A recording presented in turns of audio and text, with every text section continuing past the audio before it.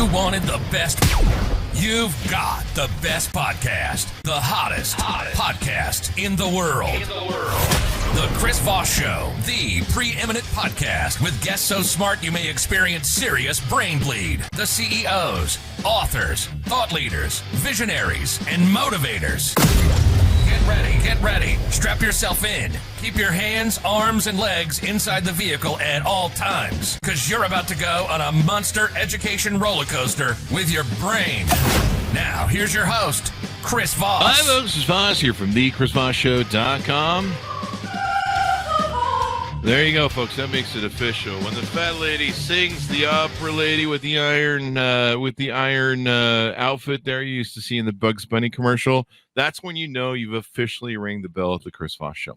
So welcome. Remember, the Chris Voss Show is the family that loves you but doesn't judge you, at least not as harshly as your mother-in-law, because, I don't know, she's sick of you. Anyway, guys, we are going to be talking about vision and a whole lot of amazing, cool things today that we're going to be talking about in inspiring teams, igniting your business, et cetera, et cetera. But in the meantime, we need you to support the show. I mean, for 15 years, we've been bringing you the smartest people on this show, and they've been sharing their wonderful ideas. We're bringing you 3 to 4 episodes weekday, 15 to 20 a week. And I need to guilt and shame you into sharing this love and giving referrals to your family, friends, and relatives to say, sign up for the Chris Voss Show podcast. It's the best thing you'll ever listen to, or not. But sign up anyway. Anyway, guys, go to goodreads.com/Chris Voss, youtube.com/Chris Voss, linkedin.com/Chris Voss. And let's see, what else is there? There's the new Chris Voss, facebook.com, where you can go, you can chat with the show and all that good stuff. I get on there. I get on the little chat there, and I'm like, hey, how's everyone going? There's a really cool guest on today, and you guys missed out, eh? So that's the sort of thing that goes on in that chat. There's no Snapchat going on, though. There's no discussion of the Chris Voss Show on Snapchat. So, and there never will be. Anyway, guys, we have an amazing gentleman on the show. He's going to be joining us to talk about vision and all of the sort of wonderful things that you can possibly do. We have Jim Ballidis on the show with us today, and he is a vision maker, an entrepreneur, a CEO, mentor, and also an attorney. There you go. He slid that in at the end. And he's also a Wall Street Journal best-selling author as well. And he helps people with vision and building a compelling vision that can act as a magnet for your business, employees, customers, and profits. And he puts the proof in his newest book that's going to be coming out. We're going to be talking about today. And he talks also about how to control the vision killers. We all know those people out there, those vampires. And it's time for a new evolution in the way we create visions from how to find my why to find our why. He has mentored CEOs to double and triple revenue and help those CEOs stuck at 6 to 7 figures, and it all starts in vision, which is one of my favorite things to do. His new book that's coming out is called VisionMaker, Your Vision Made Easy. Welcome to the show, James. How are you? I'm terrific. Thank you very much, Chris. Great introduction. Maybe I ought to have you do all my introductions. That's okay. People have talked about me for interest. They just want me to walk around like, hear ye, hear ye, you know, one of those Roman emperor sort of announcers. Here enters Caesar Augustus into the room. Something like that. I think you ought to do it like a racetrack, you know? Like a racetrack? Jim's going around the bend and there you go. He stands up to the plate. So welcome to the show. Give us your .com so people can find you on the internet, please. Let's make sure everybody knows. You can go to vision-maker.net, and that's the place where you can see all about me. But if you're interested in the book that I'm going to be talking about today and the concepts in the book, go to visionmakerbook.com, and you'll find the book and the opportunities that'll be there to sign up. I'll let you know when it comes out in January. There you go. And and by doing so, they can gain access to a community that you're building, possibly a free download. Does that sound right? Yeah, it's true. I have a couple of things. I'm just really starting on this. I've never been one to be on a lot of podcasts and do this kind of thing. So it's kind of new for me. But I think it's a community that's just calling out to be built, where we can get together and collaborate on our visions in a way that just isn't available. One of the things I offer as a process that we can go through is to collaborate, because oftentimes we just keep it within ourselves, right? It's my vision. This is my why. This is what I'm doing. So yeah, we're building a community. There's a lot of exciting things coming. I get all fired up about it. There you go. Well, we'll get fired up here on the show. amzn.to is available over there, so people can sign up and all that good stuff. So give us a overall 30,000 view of the book and what it's going to entail. Well, yeah, the long and short of it is that most entrepreneurs, business owners, they get stuck. They don't know what to do. I heard a fella who had a difficult last name too, Reitzheimer or something like that. I really liked him on your show. Oh, yeah. And a couple of other people. So I've been recently kind of, this all ties together. I'm drifting a little bit around on this 30,000 point view. But the truth is that I think that a lot of what we're struggling with has to do with vision. And we just closed ourselves down on this vision idea. It's been long enough that we've sort of been stuck here. Entrepreneurs, CEOs are finding themselves stuck because I was stuck. I recognized I needed to get out of that, and I worked out a process. I started saying, "Hey, do you want to try this?" And when my CEOs did, and they got great results, I thought, "Okay, we gotta share it." So that's really what the book's about, and what I'm trying to get across. Gives you examples, gives you stories, tells you the truth about where we are and where we need to be. And provides you with a 3-week process to put yourself through that will help you to create a dynamic vision, one that doesn't sit in the desk drawer, right? There you go. Or on the PR page. A lot of people put out vision on PR page and then they never execute on it. Do you know how many CEOs I ask what their vision is? They can't even tell me. 99%. It's high. It's really high. And they're stumbling through it. I go, okay, what's a that's obviously compelling. So, they're probably like, what's a vision? That's what I get. What's a vision? I don't know. This is something I had at a ayahuasca event. Is that the same thing in a sweat lodge? What's going on? I had a vision one time. It was half a bottle of vodka. It was Tito's. There you go. Get a check from Tito's, will you? Anyway, so what is a vision? When we kick around this term, since a lot of people don't seem to know what it is, what is having a vision in the scope of what we're talking about? I think from a business standpoint, that's the area that I focused on. But it can go much broader than me. I'm just a small wheel here in this bigger idea. But the concept of vision is something that you personally are attached to, that you feel deep down inside is something that's meaningful to you, and it gives meaning to what you're doing. So if you're doing a business, why are you doing the business? Like this show, Chris, why are you doing this show? You can come up with community service. Profitable. Yeah, being of service to somebody or something like that. The judge says I have to, actually. So yeah, but when you're at a flat line, when you're at a spot where you're stuck, really, that's when you start asking yourself, well, is it worth it? And that's when we start recognizing, you know what? Why am I doing this? And when we get in touch with it, then suddenly we have a much more realistic viewpoint, not only just of our why, but a viewpoint that allows other people to join in, not just support you, but to join in to that vision. There you go. And that's when it gets really exciting. That's what vision is to me. Now, I do this show for community service. The judge said I have to. A couple of years ago, get the ankle bracelet off. So that's how it works. Yeah, perfect. How far away are you from that? I don't know. We've been doing the show for 15 years, but I don't know. I'll have to check with my parole agent. No, I love doing this show. But I think you kind of identified it when you said knowing your why or knowing about the why.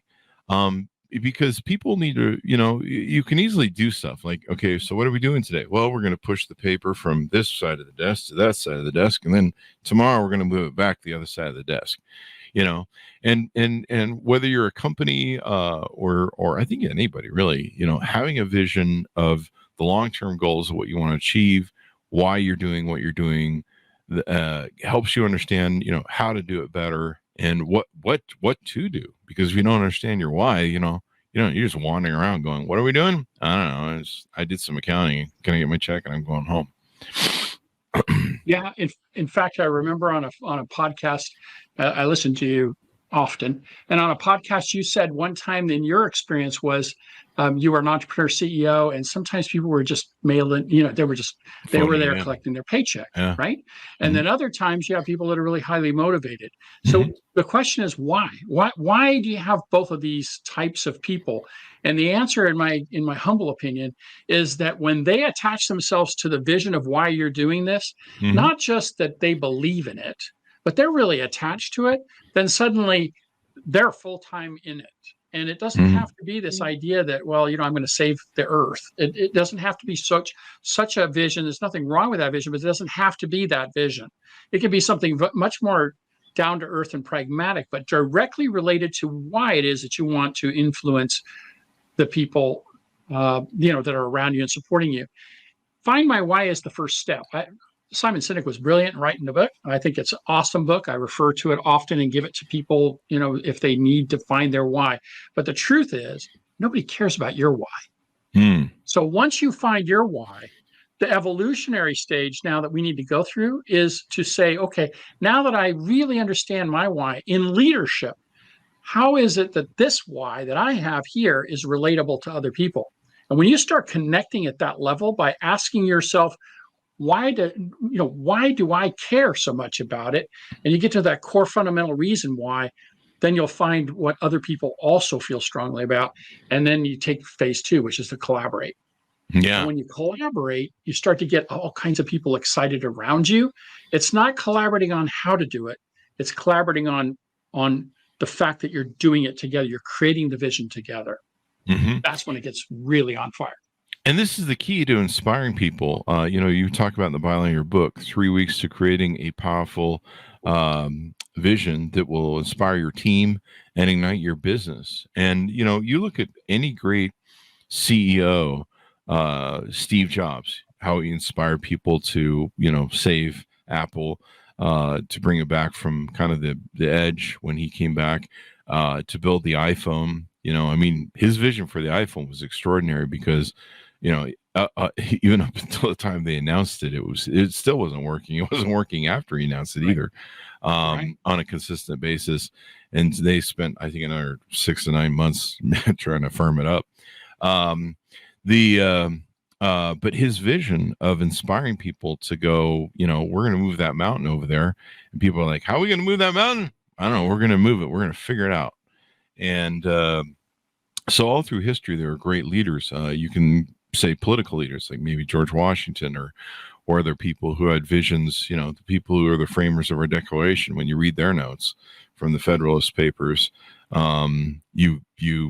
it's extraordinary the vision they had. Like, you just sit and read it and just go, man, you guys saw 200, 300 years in the future. But they understand human nature doesn't change. And so having a powerful vision is kind of a core tenet, I think, of being a leader, of getting people to follow you, of getting people to follow your leadership, because people will buy into a vision. And if you don't have any vision as a leader, good luck getting people to follow you. That's my opinion. I agree 100%. And what's really interesting is that the people that you're mentioning seem to feel a bit extraordinary, don't they? A little bit like beyond us, a little bit bigger than I can think of myself. So I vision kill myself, right? And it doesn't have to be that way. It really doesn't have to be that way. If we start thinking in a little bit different way as to how we're going to approach the concept of vision. You see, this is a great time to segue into the vision killer. So when we're young, and I'll tell a story about this in a moment, but when we're young, we're very impressionable. A lot of things happen when you're young. You're a great visioner as a child. And then as you start to grow up, your parents do what? They start to tell you, well, you got to go make money. You got to go figure out something else. If you declare what you want to do, hey, I want to be a podcast host. Now, Chris, come on. Let's get a job that pays money, right? And so it's just our vision is crushed. Yeah. And so we don't pursue them. Yeah. And we need to turn that around. Now, so how do we fight off these vision killers? Once we identify them. The vision killer always is talking about execution. Always. This is the extraordinary little aha I had.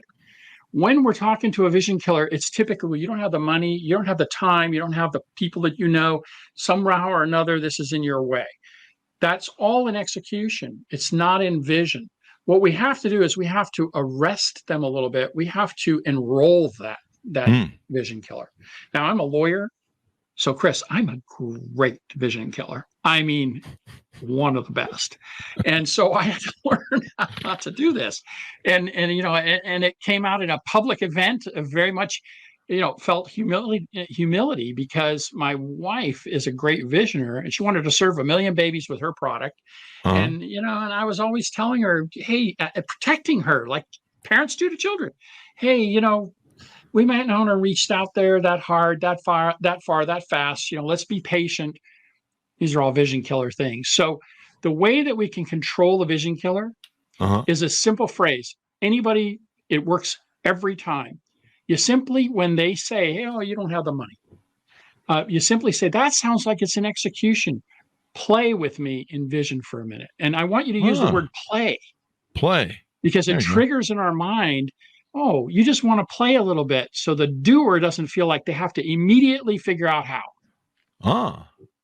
It really works. It really is stunningly effective. I know because I had to do it on my own. I had to do it for me. So I know it works. And there is a lot of vision killers. Entrepreneurs run into those a lot because usually they have this vision of, hey, I want to start a company and I think I got a product here that works. And people are like, oh, most businesses fail. Oh, you run out of money. Oh, what if you try and it fails? And then you waste all this time and maybe you quit your day job and then you're going to look foolish and everyone's going to go, there's that guy who failed, eh? So identifying the vision killers are really important. Maybe you have people in your office, when you set up a vision, they're just like, yeah, this isn't going to work. We're not going to play with it a little bit, but we're just going to kind of appease the boss, but we really don't care. This isn't going to achieve anything. Those are people you got to watch out for as well. You do. And in fact, I address that specifically in the book because that's a common issue, right? Is getting people enrolled in the vision. And the key component, I think, is I don't want to be involved in somebody else's vision. I want to be involved in a vision that maybe I have a part of too. That's why I keep pressing on this idea of collaboration. This is the enrollment function of a vision killer. The vision killer wants to protect you. That's your COO. They said, listen, you Mr. Visionary, don't get too far ahead of yourself, right? Because we got to practically implement this. The COO tells you that they're killing your vision. You know what visionary CEOs often tell me is, I can't get anybody to hear me. I want to get these things done and nobody executes on it. Wow. And you know what the doer says? The doer CEO says, I'm stuck. I mean, I've made about as much efficiency as I can. I can't think of anything new to do. Both sides of that need to start communicating in the level of a new way, a way to create that vision that sets aside our preconceived notions of how we're going to do business and starts that integral part of getting them a part of it. So what happens is we put a team together and we have that meeting. We have that really uncomfortable meeting where it's like, oh yeah, I'm going to do what the boss says I got to do, but I don't really believe in it. And you just say it. I bet you all are thinking, I'm just going to do what, the boss says to do just to do it, but we're going to put this in the drawer. How do we make it different? How do we make it personal to you? How do we collaborate on this vision in such a way that it becomes a part of you? Boom, it opens up and suddenly there's all this excitement and then it builds and then they're your biggest advocates and ambassadors. And once you do that, things start sailing really, really quickly. That's how some of my clients doubled and tripled their revenue, as you mentioned earlier. It's been incredible. And I'm not talking about 200 to 400,000. I'm talking about like 5 million to 10 and 15 million dollars. It just happens. And these were companies where they were flatlined. They could not grow. And that's really, the kind of the secret to setting goals and setting them way out there, having a vision that is exciting, it's motivating, that people are like, hey, I want to be a part of this. I want to go do this. I want to, this person is going places. And at companies where there have been visionary leaders like that, people are excited because, people search for leadership. People leave companies over leadership. If they have bad management, bad bosses, people who don't lead, things are dead. And I think we've talked in recent shows about how, Gen Z kind of wants more. They want more vision. They want more something. They want to work someplace that's more compelling to them, that seems to serve a purpose and is purpose-based, as opposed to just like, I want to push papers from here to there. You talk about AI. Artificial intelligence will make your company obsolete if you don't have a vision. What is that about? It's kind of interesting, isn't it? So AI is I think it's fantastic. A lot of people are discounting it right now or frustrated with it, but I think it's a really, really great way for us to become even more efficient at what we do, right? So as a born doer, I can see so many relevant ways in which I can improve the way I do things, the speed with which I do things to get things done, right? That's AI. AI can take what we do as a race, as a humanity, and do it faster, quicker, and better. And it's only going to get better and better and better and better as technology continues to improve. So where does that leave us? If your company is operating as a efficiency model and a computer can do it faster, quicker, better, where are you? You're going to go obsolete. It's going to be the person that has a vision of creating something that doesn't yet exist, that is going to have the marketplace. They're going to own it. They're going to be a part of it. It's like, remember the old Star Trek movies, like, before Steve Jobs, right? Spock, beam me up, Spock, right? All this crazy stuff that didn't exist. This is where we need to go back to. In vision, we need to start going back to the idea that we create from nothingness. For 60 years, we've been in an improvement stage. How do we do it quicker, faster, better, more profitably? But we need to move back into that visionary space. And I'm not saying nobody does this, but the majority of business right now is on improving the customer relationship, customer service, the way in which we do it, how fast we deliver it, et cetera. So kind of like, instead of saying, I want my pizza in 30 minutes, which is no longer relevant, right? You're kind of like, well, do you really want a pizza? Or how about something new that you might have delivered to your house? Yeah. Have a pizza with pepperoni on, or I was going to do pineapple. That's original, Chris. Yeah, I was going for pineapple, but it's Friday. There you go. Piss them off. I've lost half the Italian crowd. Put you into Hawaiian mode with a Hawaiian pizza. Hawaiian mode. Everybody knows pineapple is supposed to go on pizza. That'll start some fights out there. But you're right. AI is something that's definitely going to make things move faster, tighter. I mean, it's creating a new whirlwind of stuff. And so having a vision to drive people to and get them to do. So what can, if you're a CEO or an entrepreneur out there listening right now, what's the best tips or techniques to create a compelling vision and sit down and build one out? First, you already said it, and I think it's great. You summarized it perfectly. Find out why you're doing what you're doing now, because there's a link in there as to why it is that it was important to you when you started. It may not be clear to you now because years later, it's been frosted over, defrosted, frosted, defrosted. Who knows where you are in your process, right? But deep down inside, you started it for a reason. I started as a lawyer for a reason. I wanted to do something as a lawyer. And then after 35 years of being a great lawyer, a great trial lawyer, I can tell you that what I started out with wasn't quite what I was doing, right? Most of the time. I got my little bits and pieces, but most of the time I didn't. So when you identify why you began to do this and your why, then you continue to ask a little deeper questions of why is that important to me and why would it be important to other people? That's the second step.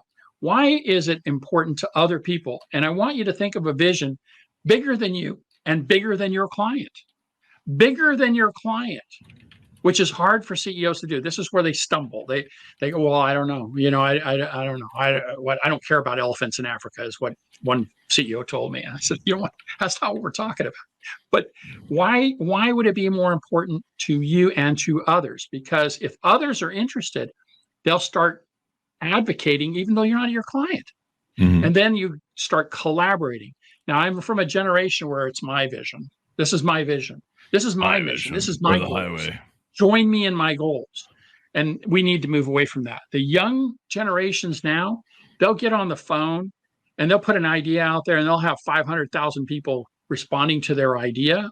Mm-hmm. Now, the difference between us and them is that they're very frustrated because many of them, I'm not saying all, but many of them see all this. They don't know what to do. They don't know the next step. They don't know how to execute on it. A great idea. And so that just sits there, right? Mm-hmm. Well, we're great executors on ideas. And so therefore, what we want is to build in the vision portion of this. And so collaborating with other people and getting them together then creates answers to the impossible. And then the third is to announce it to the world. Once you've got a vision that's attractive, you've got to get it out there in as many different ways as you can, which is exactly why I'm sitting here instead of enjoying a nice drink over here and, on my boat in the afternoon on Friday. There you go. You forgave the boat to be on the show. There you go. That's some vision right there. It's a vision, sacrifice or commitment. One of the two. How flexible should your vision be, or should it be? Does it need to be an adapting vision? Is there a point where you need to modify your vision, or how do you recognize that point of like, well, let's tweak this vision a little bit, maybe making it bigger or smaller, or realigning it? I think if we're open about it, our North Star, as one author wrote it, will tell us whether we're getting away from our vision or not. Mm-hmm. But I don't advocate necessarily that you hold it so closely that it has to be your vision. But I don't advocate that you move away from what it is you want to do. Steve Jobs would not have developed this if he had listened to everybody else, right? It would have been something different. And so the leader has to enroll them in this bigger vision. And that's part of that vision killer portion of it, because almost all of your vision challenges will be in execution. The reason that Steve Jobs was so exalted for this is because he had a vision despite everybody telling him they couldn't do it, right? And then they got it with 2 buttons. He says, I want 1 button. You can't do 1 button. And then eventually they gave him 1 button, right? So it was his clarity of insistence in the execution phase. So the vision is not the same as the execution. Mm-hmm. The vision doesn't have to be that compromised in order for you to have it. And it doesn't have to be achievable even in your lifetime. Ideally it would be, but it doesn't have to be. It may be a goal that got more legs than you have lives. There you go. Well, I've used all my 9 lives, so I'm out of lives. There you go. Do you have some stories of examples of 6 to 8 figure CEOs that created visions that resulted in major revenue increases? Yeah, sure. So one of them, nice guy, a painting contractor. So I use this one because there's a lot of contractors out there that get stuck, right? They can't grow. They can't get more business. This was a great example. His challenge was to keep people, because whenever business was good in the whole community, then all of the other painters would steal his painters away for short-term, increased pay, and then his good workers would go away, and here has all this business. He didn't have any workers. He'd have to train new people. So the paradigm was, why would you want to stay with one contractor other than just the typical, hey, he pays me well, or even longevity? What he came up with was, I really have a heart for them having not only just a place to earn their living, but I think they should be like a professional. They should be like treated like a professional. When they become an experienced painter, then they're teaching young painters. They're doing some other things besides just sitting out and doing the cutout on the trim. And so he developed like an institution. And I can't tell you too much about it because he's my client. He was my client, and I don't want to reveal the competitive advantage. But here's the reality of it. He created an institution and created a system by which these employees were really, really motivated, and they wanted to stay with him, and they wanted to grow with him. And soon he had so many employees that when the work came in, it was no problem. And then they started referring work into him. The employees started referring work into him of family members and friends and others that never happened before. And so ultimately what ended up happening was he doubled his revenue, and it was a substantial number. Wow. That's a great story. That is an awesome story, especially when you can. Let me give you a cool story, Chris. This is one that's really, it's not answering to your question, but I think it's a very powerful story. Let's do it. The story is of Nadia. So Nadia was born in Russia in the 90s. And historians will tell you that because of the collapse of at that time, the Russian government, there was a lot of turmoil financially. And many of the people that lived in Russia were worried about how they were going to pay for things. And so there was a threefold increase in babies given up for adoption. And at the same time, about half of the adoptions would occur that had been occurring before. So Nadia was born into this environment, and it was very unlikely that she would be adopted.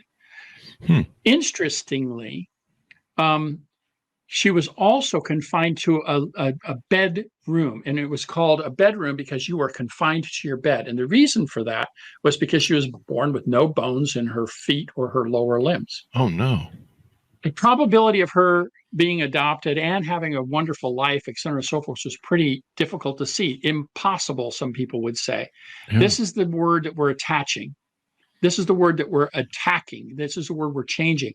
It's not impossible when we start a vision. As it turned out, she was adopted by a family in Baltimore, a wonderful family. They had 2 other healthy, normal children, and so she grew up a normal child. And that's a great story in and of itself. But when she jumped into the pool, she became an amazing swimmer. And I'm not talking about with prosthetics. I'm talking about no prosthetics, because ultimately they amputated her legs just below the knee, and she would wear prosthetics to walk around. But when she was in the pool, it was just her. And she became faster and faster and faster. And of course, won the Paralympics. At 17 years old, she was probably in the top 2 to 3% of swimmers in the world. Holy crap. For speed. Incredible story. And I think it was ABC. I better be right on that. They'll probably chase me down with let them. Some sort of spy bots or something. But anyway, whoever was interviewing her asked her, well, so, what are you thinking? And she says, I used to swim to show people that I could do it. She said, my mindset has changed. I now swim to show other people that they can do it. Wow. Now, that's not a new theme, but it's a very cool theme, right? It's what we really admire in people when they're doing something that's bigger than them, right? They're contributing back.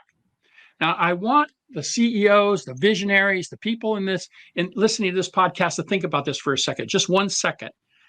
Imagine if she had made that declaration when she was 11, when she started swimming. Imagine the crew that would have wanted to follow her journey from year to year to year and broadcast it, the audience she would have received, the impact she would have had on the world, the way in which her ups and downs, her trials and her tribulations would have been exalted as wonderful. That is vision. That's Definitely. The story.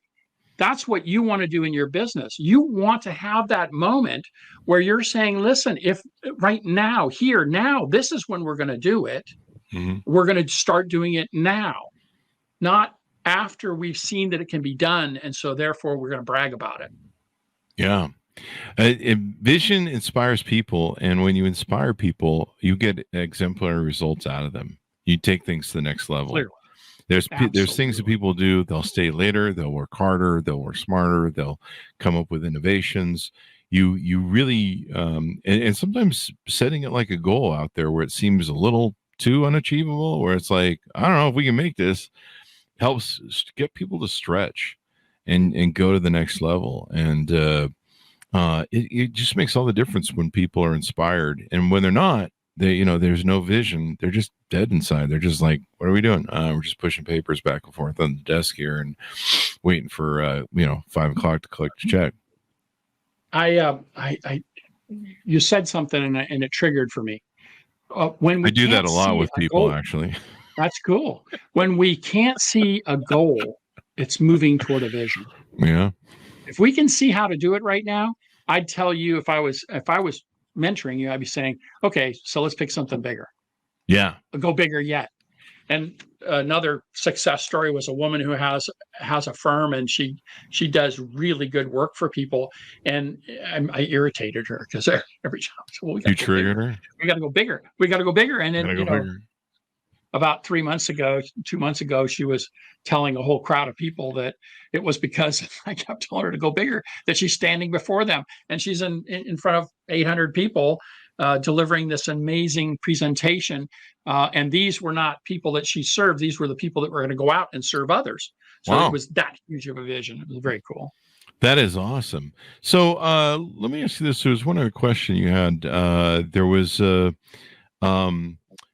what about creating visions with this new sort of social justice themes that are really popular? Do you have to have visions that, like, hey, we're trying to make a lot of money and save the whales at the same time, or something? Do you really have to do those social justice sort of themes, inclusions now, or I don't know? Do they? There's a place for them. I truly would like to see vision. I'm working in the silo of CEOs, and the only reason I'm doing that right now is because it's the one I'm the most familiar with.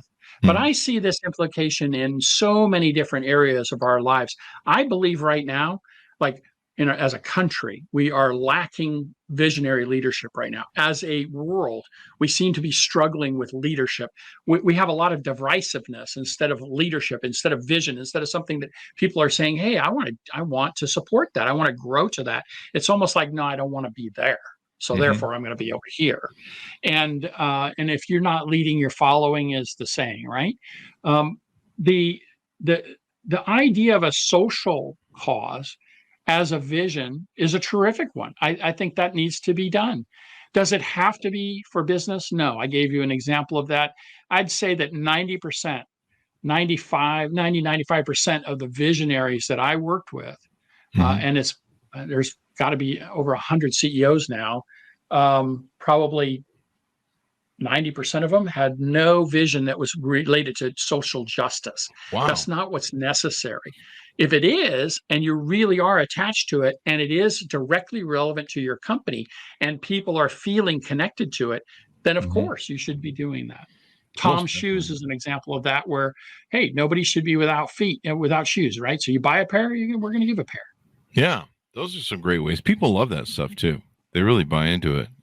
Because we believe in it. I don't want people to suffer. A good friend of mine, it's no child should be without clean drinking water. I said, you're absolutely right on that. I didn't help him form that vision. He found it through an ordained, zap on the top of his head. That's a funny little. I don't think he'd mind my telling him it's Wells for Life. And he said he was over there in Uganda, I think it was. And, he said, God just told him, you've sold enough real estate. Now it's time for you to help some people. Wow. And so he converted his whole life into this vision of drilling wells for people in Uganda, so that the children could have water for 50, 60, 70 years at $8,000, $7,000, some small amount of money. That's really amazing, man. And that's extraordinary. So there you go. And he's such a fun guy. And yeah, if your listeners are interested in supporting that kind of a thing, tell them that Chris Voss sent you. Tell them Chris Voss sent you. That's the way you do things around here. There you go. Well, they'd listen to Chris Voss, sent you more than Jim Ballidis. So there you go. Well, I'm sure they'll follow your lead there. So give us your final pitch out on the book, and where people can find it, et cetera, et cetera. I think I'm going to end with the vision killer story, because I think this is where we play, almost all of us, and it'll relate to you. My wife told me she wanted to go to this event. It was a CEO event for improving your business. And I've been to a bunch of them, right? And when she told me, no, I don't want to go. She said, oh, please, I want to go. I want you to support me. It's 3 days, etc. That night, Chris, she was sitting at the dinner table. We're very involved parents. We have 3 children. They were going to all the things that kids do, Every weekend was occupied. I could swear when she told our kids at the dinner table that we were going to go to this event and grandma was going to take care of those kids for 3 days, I could swear she looked over at me and she gave me a little wink. And I interpreted that to mean that what we were going to do is we were going to go down there. We are going to go for a couple of hours, right? And then we could go to it was in San Diego. We could go to the Coronado del Hotel and have a little drink on the sand. Oh, I see and, where we're going. Yeah. Spend our weekend together. Well, it turned out to be no. She was enthralled in this thing. We stayed through cocktail hours and 3 days of this. You bought it. So she joined the organization. I did. We both improved. I got great information out of it. We both improved our business. No question about it. Mm-hmm. 6 months later, she said, I want to go again. Fool me once, not twice. I called all my buddies. I said, okay, we're going to play golf at 1:00 every day for 3 days down in San Diego, some of the best courses in the world. Let's go down there and play. So I set it all up for us. And when we got there to the event, she insisted on sitting in the very front table right in front of the stage. And I'm like, how am I going to get out of this? How am I going to step away from this at 12:00? At any rate, she's great individually and with small groups, but she never gets up to the microphone. And we had these people, Allison Maslin, it was a Pinnacle event, and Allison was on the stage and she was talking about vision. And asking people for their ideas on strategic vision and vision. And suddenly, while somebody was up at the microphone pouring their heart out, Nanette, my wife, stands up and starts to walk to the back of the room. And I thought, how rude to go to the bathroom at this moment. And to my surprise, I turned around to watch her. And as she was walking back, she made an immediate right turn and stood up behind the person at the microphone. And I thought, ooh, this is going to be interesting. And so when she got up to the microphone, she's a little red-chested right here, a little nervous, just full of emotion. She says, for the first time in my life, I feel supported in my vision. And her vision was to serve over 1 million babies. Wow. And I felt a stab in my heart, Chris. Wow. This is my best friend. This is my wife. This is the person I'm supposed to be. I'm supposed to be that person that no matter what is supporting her. Later, she comes back and I'm trying to make it about her and make sure she's all proud and happy, but inside I'm in turmoil, right? Oh. Allison says, okay, pull out a piece of paper and now you're all going to write on this form your vision. I wrote down, be the best lawyer for my clients. I was done. Everybody else is feverishly writing around at the table. My table, there's 400 people in there. I look around the room, everybody's writing but me. At that moment, I realized not only was I killing my wife's vision, but I was killing my own. I had other dreams, other expectations, other things I wanted to do. I wanted to own more companies. I did not want to be tied to the lawyer's desk. I wanted to expand my vision of who I was and what I did. And so I right then and there committed that I was going to make a change, and I did. And that started me on the discovery of how to control the vision killer in me. And then when I learned how to do that, and started to practice it, I invited other CEOs that I knew, hey, do you want to see this? You want to try it? You want it, you want what's working for me? Yes, I do. Next thing you know, I'm mentoring CEOs. And that's how I've gotten to where I am now, which has forced me to write this book because it needs to be out there, and which I believe is just going to be the start. It's only the start of a conversation about, instead of it finding my why, it's a next level up. Okay, what's our why? Why are we doing this together? And how do we want to do it together in order for us to achieve things we cannot even see we could do right now? Create things that we do not see how we're going to do. That's how I'll leave it. There you go. Find the book at VisionMakerBook.com.